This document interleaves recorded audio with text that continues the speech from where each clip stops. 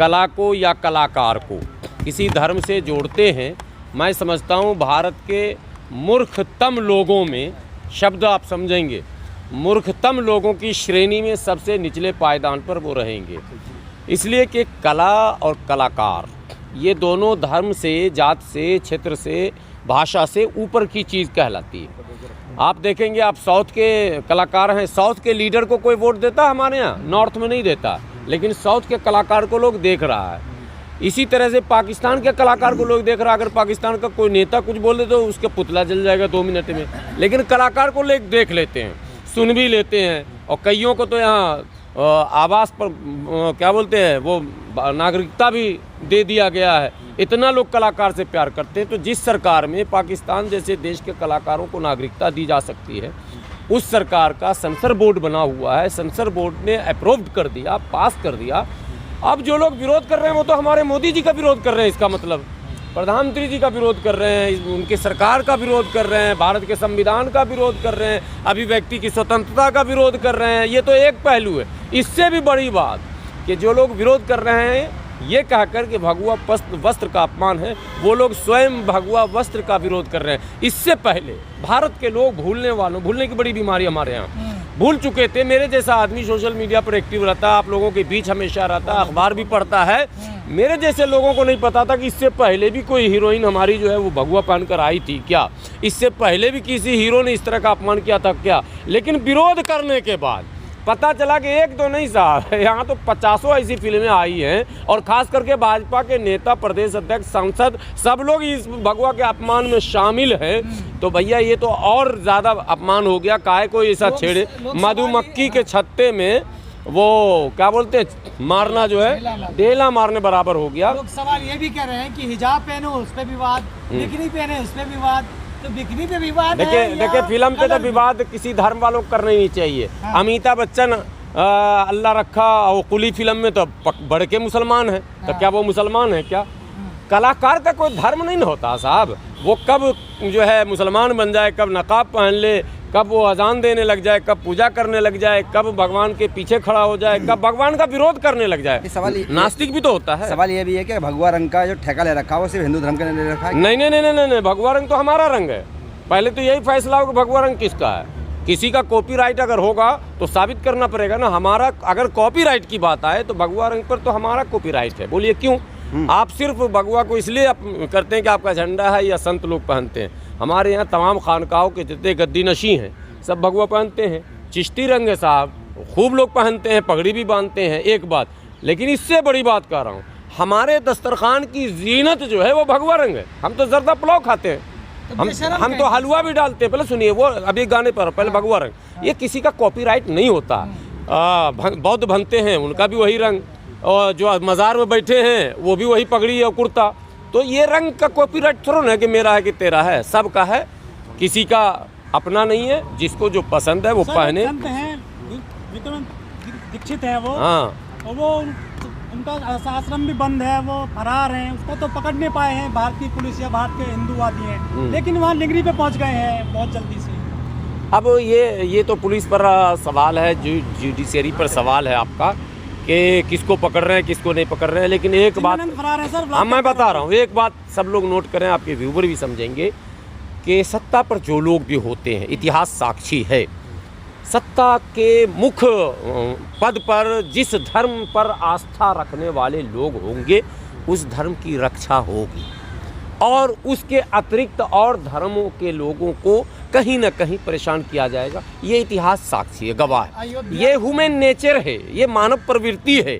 यदि कोई मुसलमान भी सत्ता के शिखर पर होता तो वो इस्लाम की रक्षा के लिए अप्रत्यक्ष रूप से ज़रूर काम करता। इसलिए मैं इस पर बहुत ज़्यादा विवाद में नहीं जाना चाहता। हाँ, भारत के विषय में एक बात ज़रूर कहूँगा, भारत जो है वो विशुद्ध रूप से एक ऐसा लोकतंत्र है जिसके लोकतांत्रिक व्यवस्था इतनी मजबूत कही जाती है कि दुनिया इसका उदाहरण देती है।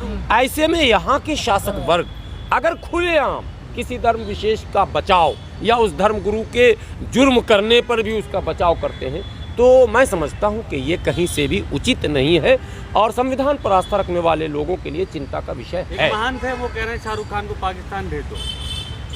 पाकिस्तान क्यों भेज रहे हैं? इंडोनेशिया क्यों नहीं भेज रहे हैं? अच्छा, इनसे पूछिए सवाल उनसे जो कहते हैं सबको पाकिस्तान क्यों भेज रहे हो? पाकिस्तान में ऐसे जनसंख्या घनत्व समझते हैं ना, हिंदी में बोलते हैं, तो घनत्व के एतबार से ज़मीन है ही नहीं उसके पास, वो तो खाने को मोहताज है। वो साला टमाटर वहाँ मिल ही नहीं रहा, नमक मिल ही नहीं रहा। ये मैं नहीं कह रहा हूँ, जी न्यूज़ भी कह रहा, कई चैनल ने कहा कि वो तो खाने को मोहताज है। वहाँ क्यों भेज रहे हो? इंडोनेशिया क्यों नहीं भेज रहे हो? अच्छा, पाकिस्तान मेरा दुश्मन है, इंडोनेशिया सांस्कृतिक दोस्त है, इंडोनेशिया में रामायण पढ़ा जाता है। अबे मूर्ख, जहाँ रामायण पढ़ा जाता है वहीं भेज दो। तुम सबको पाकिस्तान क्यों भेज रहे हो? यानी तुम चाहते हो कि दुश्मन मजबूत हो जाए, शाहरुख चला जाए, कल होगा अंबानी अडानी भी चला जाए और सब वहाँ चला जाए, वो मजबूत हो जाए। जो लोग भी पाकिस्तान भेजने की बात करते हैं वो भारत के सबसे बड़े दुश्मन हैं, वो पाकिस्तान को अप्रत्यक्ष रूप से मजबूत करना चाहते हैं। मैं उन तमाम लोगों को सलाह देता हूँ, भैया आपको अगर परेशानी, हालांकि किसी के बाप ने की हिम्मत नहीं किसी को यहाँ से भेज दे, लेकिन अगर परेशानी है, बोलने का शौक़ है, तो इंडोनेशिया, मलेशिया, बगल में बांग्लादेश मेरा मित्र है, हमने आज़ाद कराया पाकिस्तान से स्वर्गीय इंदिरा गांधी के नेतृत्व में 1971 में। हमारी फौज, हमारी सेना की मेहनत से, उसके पराक्रम ने पाकिस्तान के 2 टुकड़े करके बांग्लादेश को, हमने जो बांग्ला मुक्ति मोर्चा था उसको भारत का समर्थन प्राप्त था और पूरी फौज भारत की बांग्ला मुक्ति मोर्चा के साथ लड़ रही थी। पाकिस्तान के 90,000 फौज को हमने सरेंडर करवाया था। तो पाकिस्तान क्यों भेज रहे हो? हमको बांग्लादेश क्यों नहीं भेज दे रहे हो? चटगांव, मलगांव, कोई भी गांव भेज दो, तो ढाका, ये बार ये पाकिस्तान से इसका कनेक्शन है कहीं, आप लोग पता लगाइएगा जरा सा। बीजेपी सांसद प्रज्ञा ठाकुर कह रही हैं कि जो भगवा का अपमान कर रहा है, मतलब पठान में, इसका हर सच्चा हिंदू जो है इसका विरोध करे, अदरवाइज वो सच्चा हिंदू कोई कर ही नहीं रहा विरोध। सच्चा हिंदू कोई जान रहा कि भगवा हो या इसको भगवा आप लोग कहते हैं, ये जो नारंगी रंग है, संतरी जिसको रंग आप कह लें, इसको हम लोग जर्दा भी कहते हैं, जर्दा जो खाते हैं वो वही रंग है। तो इसको आप जो भी रंग कह लें, ये रंग पवित्र रंग है और सभी धर्मों में सम्मानित रंग है। रंग किसी एक का होता नहीं है। और सच्चा हिंदू और सच्चा मुसलमान, अब सच्चा किसको कहते हैं? मारकाट वाले को अगर सच्चा कहते हैं तो वैसी सच्चाई उनको मुबारक हो, हम तो नहीं मानते। अयोध्या के महंत हैं, वो कह रहे हैं कि जिस हॉल में, यानी सिनेमा हॉल में फिल्म लगेगी उसको जला देंगे। भारतीय लोकतंत्र ने इन तमाम धर्म गुरुओं और ठेकेदारों के दुकान का शटर बंद कर दिया।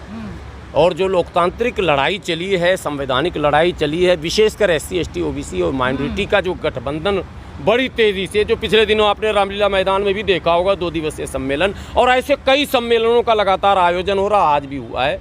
इससे इनके दुकान पर शटर पे ताला लगने की उम्मीद है।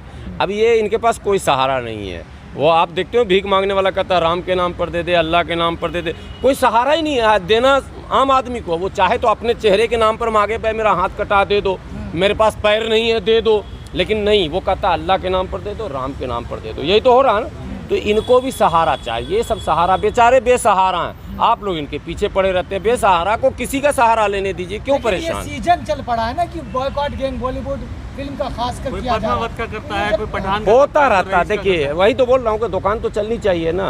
अब आप लोग दुकान पे शटर लगा, ताला मारना चाहते हैं। कुछ मीडिया का TRP इसी से 3 दिन से रोजी रोटी, पढ़ाई लिखाई, दवाई कमाई, कोई बहस में नहीं आ रहा। देश में इकोनॉमिकल क्या मामला है, सोशल क्या है, पॉलिटिकल नहीं, इस पर बहस नहीं करेंगे। बस 3 दिन से यही है कि ऐसा क्यों हुआ, बिकनी को पानी, अरे कल नकाब पहना तो तुम्हें परेशानी, आज बिकनी में वो आ गई तो परेशानी, ओपन घूमे तो परेशानी। अरे कैसे जियो और जीने दो। सवाल उठा रहे हैं कि जो भूल भुलैया फिल्म आई थी, अक्षय कुमार से बड़ा कोई हिंदू है क्या भारत में? मोदी जी को आम कितने प्यार से खिला रहा था इंटरव्यू में। आप समझिए, अक्षय कुमार से ज़्यादा बेहतरीन राष्ट्रभक्त कौन होगा, जिसने मैंने शोहरत मिलते ही भारत की नागरिकता को मतलब लात मार दिया। मैं शब्द कर रहा हूँ, बड़ा गलत शब्द इस्तेमाल कर रहा हूँ, वरना भारत के लोगों को वैसे हीरो को लात मार देना चाहिए, जिसके नज़र में भारत माने इज्जत तुम्हें यहाँ मिला, पैसा यहाँ मिला, सब कुछ शोहरत यहाँ मिला, और तुम चले गए कनाडा की नागरिकता कर रहे हो और फिर मेरे यहाँ कोई प्रवचन दे रहे हो या उसका कोई उदाहरण दे रहा। मैं उसका उदाहरण बिल्कुल देना नहीं चाहता। फिल्म की बात कर रहे हैं, जो फिल्म में भूल भुलैया में गाना है, हरे कृष्ण हरे, वो सब अच्छा हुआ। विरोध करने वालों को सब पता है कैसे अपमान हो रहा है। वाकई अगर अपमान कहेंगे तो जिसमें भगवान के नाम लिखे वाले वो कपड़े हैं, हाँ ओम लिखे हैं, सीताराम लिखे हैं, वो सारे लिखे हैं। अपमान अगर कहेंगे तो वहाँ है, क्योंकि वो नाम है भगवान का। बीजेपी सांसद नवनीत राणा है, वो बोल रही है कि भैया ये फिल्म बायकॉट होनी चाहिए, इन्होंने भगवा का अपमान किया है। लेकिन जब उनकी फिल्म मैंने सर्च करी, तो सर्चिंग में आ रहा है कि वो खुद एक्ट्रेस रही है तमिल की, और इतना अश्लील और ऑरेंज कलर का ही उन्होंने वस्त्र पहना हुआ है। अच्छा हुआ कि आप लोगों ने सर्च किया। हाँ। ये बधाई दूं उन विरोध करने वालों को कथित तौर पर, हालांकि मैं समर्थक नहीं हूं किसी भी फिल्मों का, बार बार ये सफाई भी दे रहा हूं, फिल्म से हमारा कोई लेना देना नहीं, कोई रिश्ता नहीं, हिंदू बनावे, मुसलमान बनावे, सिख बनावे, भैया वो कलाकार हैं, वो अपना कला जो दिखाना चाहें दिखाएं। लेकिन आपने सर्च करके जो बताया, ये विरोध करने वाले गैंग ने ज्यों विरोध शुरू किया, तमाम बुद्धिजीवियों ने सर्च करना शुरू किया, इनकी जितनी छुपी हुई बीमारी थी, जो ऐब छुपे थे, वो सारे सामने आ गए और ये खुद जलील हो रहे हैं। स्मृति ईरानी का भी बस सब आ गया, पूरा सोशल मीडिया भगवा रंग से भगवा मय हो चुका है, और ये बड़ा दुर्भाग्यपूर्ण है। मैं कह रहा हूँ अब अपमान हो रहा है। गुलाम जी, ये रंग का विरोध है या पठान का विरोध है? नहीं, मुद्दा नहीं है ना भाई, इनके पास मुद्दे ही नहीं करें क्या, इनकी दुकान ही नहीं चलती। जब तक ये खान पठान सैयद शेख अंसारी मंसूरी माने बिरादरी हो या धर्म हो, ये नाम नहीं लेंगे, इनकी दुकान नहीं चलेगी। इनको बोलना पड़ेगा मुसलमान, इस्लाम, फलां चिला। अरे मूर्खो, इस्लाम से और मुसलमान से इन फिल्म वालों का क्या लेना देना?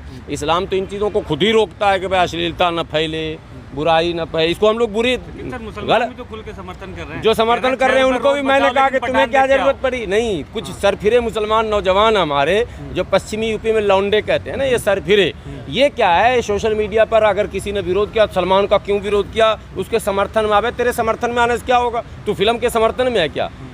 बहैसियत मुसलमान हमें इससे कोई मतलब नहीं है, लेकिन बहैसियत भारतीय मैं कह रहा हूं कि सेंसर बोर्ड ने जब पास कर दिया तो आपको कानून का सम्मान करना चाहिए या नहीं चाहिए? भारत में जब कानून है, सेंसर बोर्ड है, आप होते कौन है सड़क पर आने वाले? आप सरकार से वार्ता कीजिए। सेंसर जोशी है, सवाल बिकने का नहीं है, सवाल बिकने का नहीं है, सवाल यह है कि एक्टर मुस्लिम है। अरे फिर आप वहीं घुमा के लाए, एक्टर मुस्लिम है, एक्टर मुस्लिम है। गणपति बप्पा मोरिया जब करते हैं सलमान खान, तब मुसलमान से पूछो तो सलमान खान और शाहरुख खान को गणपति पूजा करते देखा कि नहीं देखा लोगों ने? मैं आपके व्यूअर से पूछता हूँ, जवाब देंगे। और तो मुसलमान गणपति पूजा करता है क्या?